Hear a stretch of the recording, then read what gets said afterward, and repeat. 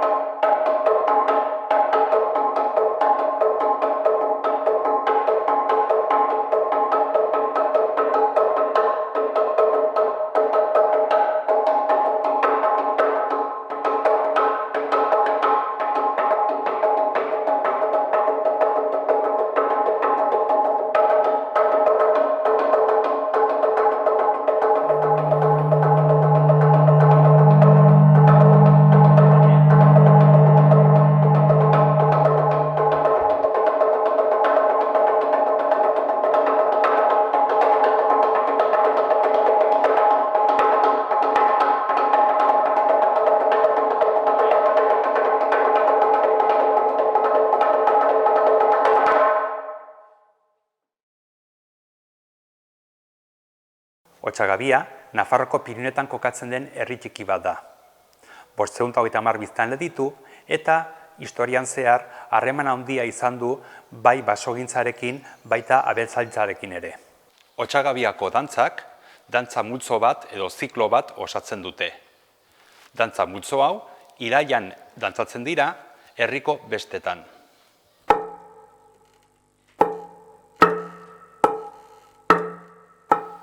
Hamazazpigarren mendean, Muskildako dantzari buruzko berriak aurkitzen ditugu. Jatorriaz ez daukagu datu zehatzik.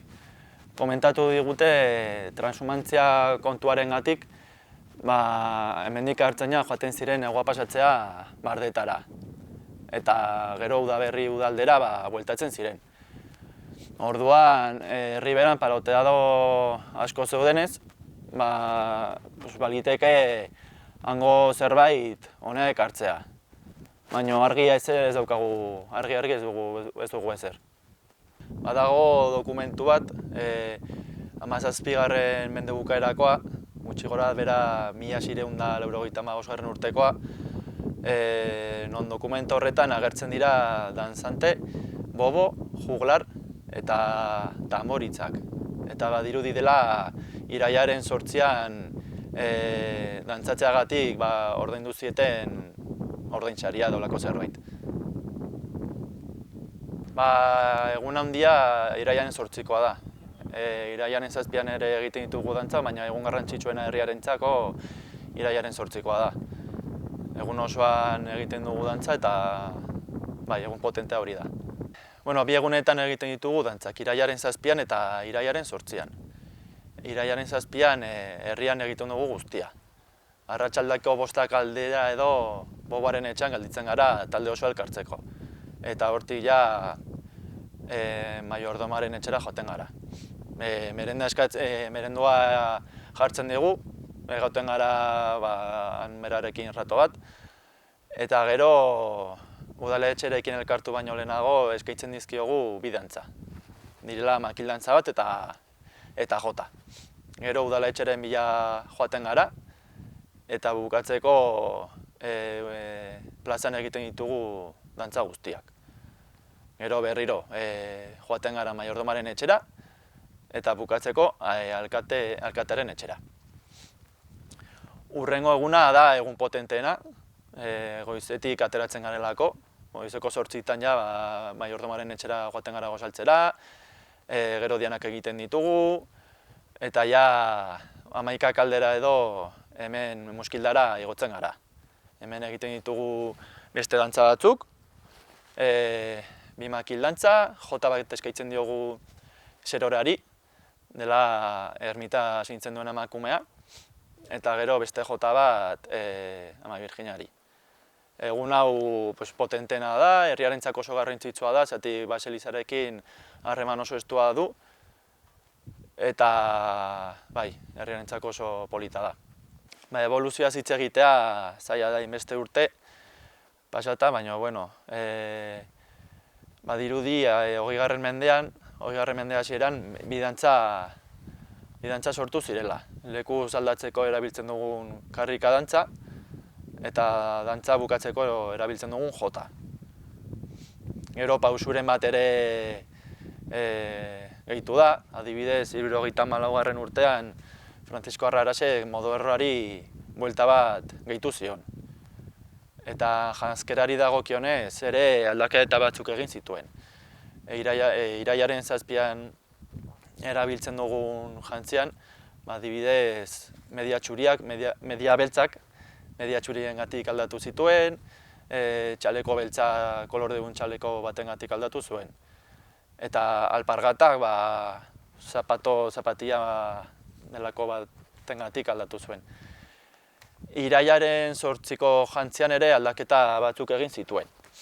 Galtza erabiltzen ditugun galtza txuriak, galtza beltzengatik aldatu zituzten. Eta hori da. Pirinioetako harana guztu arren, Otsagabiako dantzak mantendu egiten dira belaunez belaun. Noizean behin belaunaldietako taldeak elkartzen dira, eta hor agertzen dira 8 talde, eta oso potentea dira hori. Etorkizuna begira, esan behar da,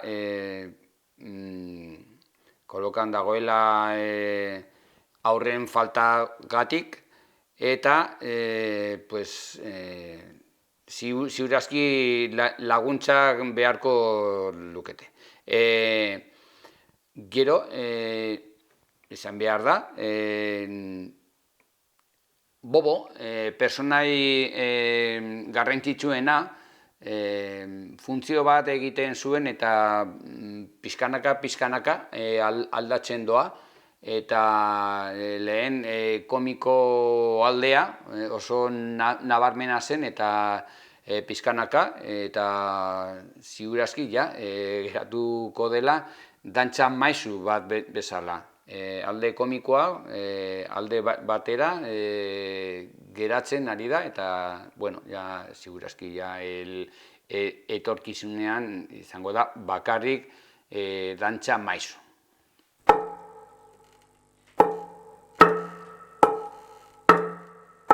Egun, koreografiatzen den dantza multzoa, dantza ezberdinez osatuta dago.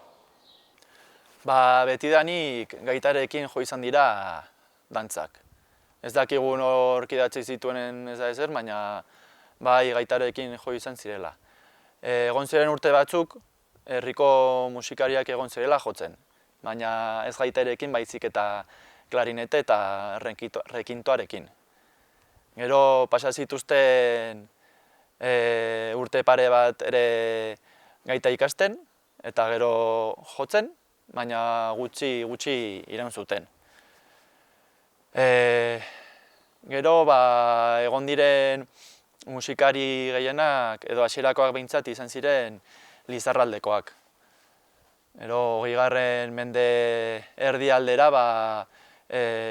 Montero anaiak, Lizarrakoak ere, Perez anaiak eta Lizaga anaiak. Hauek izan zirela gehien egon zirenak, 20 urte gutxi gora bera. Gero 74. urtetik aurrera orain arte Iruñeko gaiterok egon dira jotzen. 80ko hamarkadan berriro egon ziren hemengo gaiteroak, 10 urtez jo zutela. Eta gero Ilunberriko eta Eskarotzeko gaiteroak orain arte ere egon dira gurekin jotzen. Lau makil dantza dantzatzen ditugu. Direla Emperador, Katxutxa, Dantza eta Modorro. Hoi bukatzerakoan, pañuelo dantza egiten dugu, hor Boboa dela protagonista, eta bukatzeko jota. Banan dantzatzen dugu, eta bukatzeko azkeneko jota Boboak dantzatzen du, eta bukatzeko guztiak batera egiten dugu. Erabiltzen ditugun jantziak, irailaren 7an adibidez, Zaraitzuko traje tipikoa da, hau da, txaleko beltza, alkandora txuria, galtza beltza, media beltza eta alpargata beltza ere. Gero gerrikoan eramaten dugu faja eta zapi moreak. Eta irailaren 8an erabiltzen dugun jantzia guztiz ezberdina da, erabat koloretsua. Dantzariak zintak eramaten dituzte gainean, hori koloretsuak ere, zinten azpitik etxarpa ditzen den zinta bat, horrela eramaten dela gurutzatuta bizkarratzetik. Eta gero nabarmentzen den jantzia boboarena da, zatik erabat ezberdina da ere. Bi kolore ditu, gorria eta berdea, eta karetaren asuntoa ere, irailaren 7an adibidez, aurpegi beltzarekin egiten du dantza, eta irailaren 8an aurpegi txuriarekin.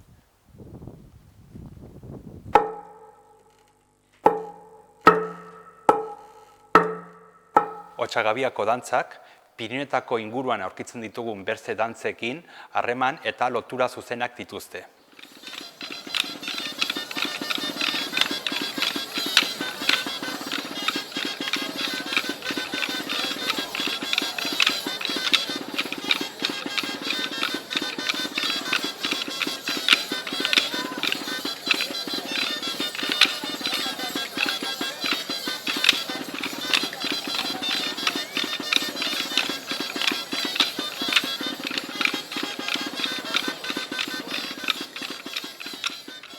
Batzuek transhumaziarekin lotzen dute Otsagabiako dantzak, baina izan behar da beste haranetan, ondoko haranetan ez bakarri zaraitzun. Erronkari eta aezkoan ez dago horrelako dantzarik. Orduan ez dago batere argi. Agian izan daiteke herriberatik Pirinioetara eraman agian alzutela, baina ez dago dokumentorik hori esateko. Teoria bat da, baina ez dago ezer finkorik. Esan behar da, bere pertsonai erreferentziala, boboa, Arlekin moduan ikusten dugula Ebro ibaian, zenbait lekuetan, zenbait izenekin, baina ezaguneena, segurazki, Katximorro. Funtzio antzekoa du, eta hor da ikuspuntu bat harremanak ikusteko.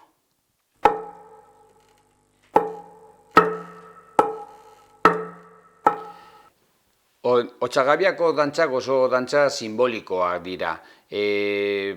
Batez ere, bere pertsonai nagusiagatik, boboa.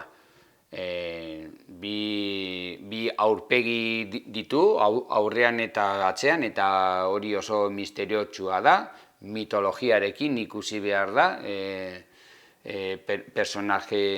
pertsonai hori, eta populazioaren jeistera oso kezkagarria da, eta erakundeen laguntza beharko dira horrelako dantzak orain arte mantentzeko.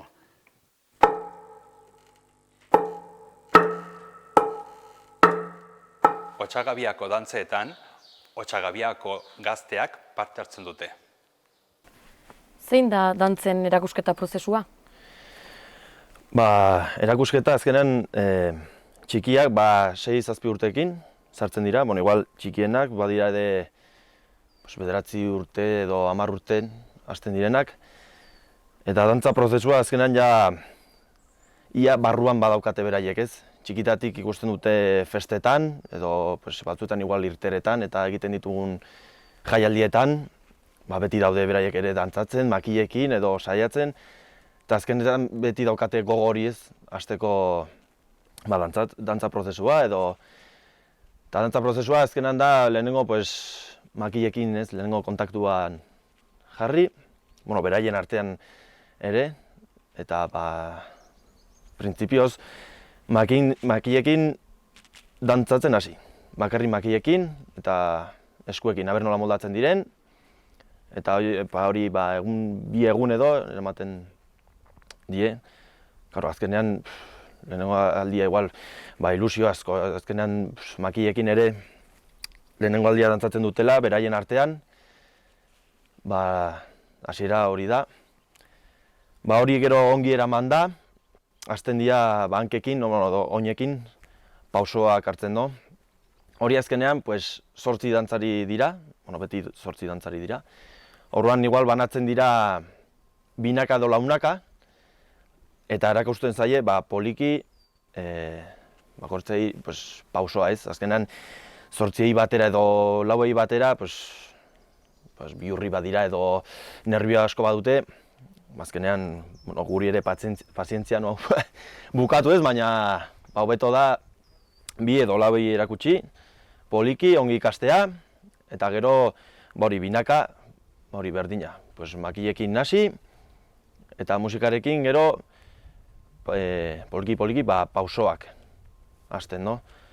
Eta azkenean binaka edo launaka ongi ikasten dutenean, 8ekin saiatzen gera, eta dependen nola ateratzen den, dantza guztiak, eta por lo menos dantza erdi bat egiten dugu. Enbede dantza osoa egin, dantza erdia egin, musika galditu, eta ze akats egin dituzten, makiekin, buelta gaizki, eta berriro hasi, eta ongi arte, gero dantza osoa irakatsi. Eta hori izango zen, makil dantzena. Ere gero dago jota, hori dela igual bukaeran erakusten dena. Hori igual pixkat komplexua da, musika jarraitzeko, oinekin edo hankekin erritmoa eramateko. Azkenean, txikiei batzuk igual azkarra batzen dute, beste batzuk ere dute, erritmoa ez da ere, ez dakit nola esan. Ez diote hain errexartzen, eta orduan, bi pertsonak usten badiete, errexartzen dutenekin, egota pertsona bat, eta beraiekin, eta gero, igual hori, beste batzuei gustatzen zaiena, egoten bada beste pertsona bat ongi erakusten, poliki, hori da, dantza prozesua izango zena, no? Karo, ez bada ikusten edo hori, esplikatzeko zaila, baina, momentuz horrela hasten gara. Eta ematen diren zailtasun nabarienak zein izango ziren? Zailtasun nabariena, nigo goratzen naiz, hori hasi nintzenean, igual oinekin lehenengo pausoak ematea, edo dantzatzea. Makinekin azkenan hasten gara geldirik, eta geldiri buelta bat edo bestea makinekin azkenan ongi. Baina gero jartzen dizuten musika, eta oinekin ere dantzatu behar duzu. Orduan hori, igual zailtasun gehiena. Ni etxean, aita eta anaia dantzaria, igual arratsalde batzuetan esaten nien, jode, bihar juten naizenean nahi dut pixka bat hobetoekin edo igual txan pixka gehiago ensaiatzen nuen. Baina hori, azkenean, makil dantzetan, hori pauso hori, oinen pausoa, oinak, musika eta makiak, orduan dena koordinatzeko, bueltak. Zer ni gogoratzen duan zailenetarikoa, eta uste gaur egungo umei eta hori, komplikatuena da hori, azkenean hori koordinatzea. Eta ikastorako orduan, oinarrizko pausuak badaude? Oinarrizko pausoa, gehiena izango zen musika entzutea, eta ritmoa eramatea, batzuetan ez bat zuero entzuten edo azkartzen batzea, golpeak ez doaz musikarekin. Guri ere oraindik gertatzen dugu, edo festetan edo hori ez duzu entzuten, urduritasuna eta dena, txikitatik saiatzen da, hori musika ongi entzutea, ritmoa eramatea, gehienak hori ez dute eramaten, orduan makiak igual batetik, oinak bestetik, eta hori. Eta azkenean hori, lehen esan dudan bezala, jotan izango zen berdina. Ongi jarraitzea, zati pauso batean azkartzen bazea edo matxotze bazea, musika bere moran doa. Orduan igual komplikatuena izango zen, hori nire ustez. Ni kanpotik ikusita, kanpotik eta barrutik ere. Gaur egungo umeak ere horrela ikusten dute uste, bai. Eta zein dira zati erraixenak dantzan? Erraixenak, makil dantza eta jotaz aparte, ditugu ere pasakaiez eta zapi dantza, hori azkenekoa dantzatzen dena, eta hori pauso erraixenak dira, hori azkenean aurrei erakusten diogunean edo guri edo, azkenekoa izaten da, zati pasakaiesen eta zapi dantzaren pausoak berdinak dira. Dira saltotxo batzu, gauza da, jakitea noiz hasi oin batekin, eta gero bueltan materakoan, hasi oin batekin. Eta berriro esaten dut, ere musika jarraitzea, zati pasakaiesean eraman ditugu kastainuelak, eta horrekin musika jarraitu bat dugu ez. Eta azkenean pauso horiek errexenak. Gero azkenean ere denbora pasata, edo entxugua pasata, eta urteak joan da ere, hartzen diozu, harrapatzen diozu. Udaro ensaiatzen dugu denak, eta beti akatsak ematen dira. Ez dira bakarrik lehenengo urtean ensaiatu katutakoa. Udaro ensaiatzen dugu eta akatsak konpondu edo berriro ikasi behar ditugu, azkenean ongi ateratzeko. Eta taldeari dagokionez, zein da gaur egun duen egoera? Egoera momentuz ona. Nire ustez, gaude nahikotxo jende eta gazte. Orain egoera honekin, adibidez, ez egu ez eratera. Lehen urteko irailean bai deitu zigutela irtera batzuk egiteko, baina, nekin ez zela arterako ez. Egin genuen dena, gaiteroi deitu eta dena, baina, azkenen egoera honekin gaizki biltzen geha. Baina, udan elkartzen geha jendea, eta badugu ere talde bat, gaudela M8, ez dakit horrein zenba gauden, baina, gero azkenean dantzatzeko 8 eta boboa bederatzi geha, baina, sartzen dugu lista bat, aber norgean apuntatu eta 10 baldin bagaude, hobeto, edo M8.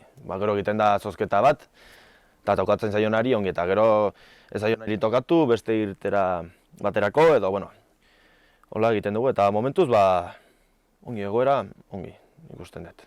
Gero hemen hau pasatzen denean ez dakit nola atoko gehan, edo, baina, momentuz nahiko ona.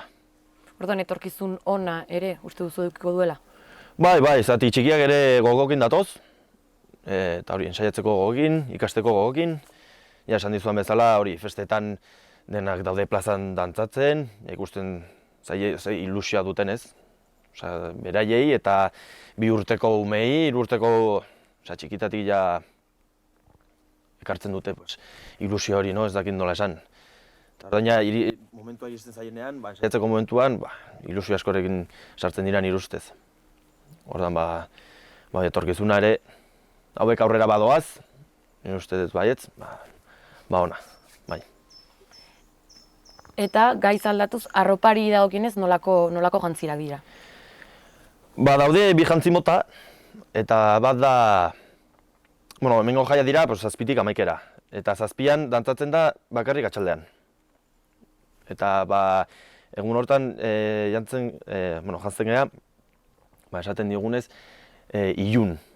Ilun da kamisa txuria, txaleko beltz bat, gero ere mediak beltzak, alpargatak ere, gero galtzak ere beltzak, gero gerriko bat morea, faja ditzen dioguna, eta zapiare morea, orduan hori da lehenengo jantzia hori dantzatzen duguna 7an, dela bakarrik hori atxaldea, 6etatik aurrera edo.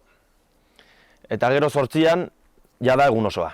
8etatik jateatzen gera diana jotzen, eta hori herritik egiten dugu ronda bat. Eta 8ko, egun hortako jantzia da alaitxuago, esan genuke dena da txuria, kamisa txuriaren, baina dena hori apargata txuriak, galtza txuriak, zapia, eta gero ere ditugu zinta moduko batzu, lotzen ditugu hemen lepoan eta errotzen direnak. Eta azkenean buelta ematerakoan eta hori hobeto gelditzen da, gehiago dantzatzen dute eta hori 8an. Eta hori, dantzatzen dugu hori, esan dizuan bezala, goizeko 8:00 ateratzen gerala, eta gero, hemen ere muskildan dantzatzen dugu, 12:00, eta gero ja 6:00 arte, gero herria jaitsi, eta 6:00 ja ematen dugu hori, aktuazio osoa plazan. Eta boboa nola janzten da? Bai, bira, galdera hori ere. Mira, 7:00 ere janzten da dantzari guztia bezala. Hori, txalek esan du izan bezala, txaleko beltza, galtza beltzak, dena beltza. Baina, boboz egiten du. Hori da nabarmena. Eta gero, 8:00 bai duela beste jantzi nabarmenagoa ez, da gorri eta berdea. Da, alderantziz, hemen berdea, gorria, manga dena koloretxagoa. Eta nabarmenagoa, besteak dena txuri jantzita eta zintekin, eta bera, arropa horiekin. Eta ere nabarmena da, esateko, igual ez da asko nabaritzen, baina erabiltzen ditugun txintxarriak, hori boboarena beti lodiagoak izaten dira, edo soinua grabeago izateko, edo nabarmenago ez dakit gero hori plazan edo nabarmenduko den, baina beti boboak bere txintxarriak ditu. Hori dantzarenak igual pixka txikiagoak, baina eta boboarena hori lodiagoak eta handiagoak, soinu potenteago ateratzeko. Orduan dantzan ere funtzio berezia du? Bai, azkenean bere dantza, zapi dantza izango litzateke ez. Bera da protagonista, kareta janzten du, bera, como que hace el bobo, no? Juten da jendearen artean porrarekin jotzen, gero dantzari ere, buelta batzuk ematen jotzen die. Baina gero, makil dantzan, bere funtzioa izaten da, denak ongi egotea, parekatua, ez mugitzea, musika entzutea, igual beste ez dakit gertatu den noiz bain, baina norbait igual muturra edo igual makil bat ematen dio eskuan ezin du jarraitu edo esgintzeren bat, beralko zen sartu, dantzariaren ordez. Baina funtzioa gehienetan da hori makil dantzan dena ongi joatea, edo igual makil bat erortzen edo buskatzen denean, bera ematen du bestea, edo zer zinta gertatu da, zinta kaskatu, ere jasotzea, zapia, edo zer dena ongi joatea. Eta hori, eta gero, bere dantza protagonista izango litzateke hori, zapi dantza. Gero jotan ere dantzatzen du, baina hori izango zen bere funtzioa.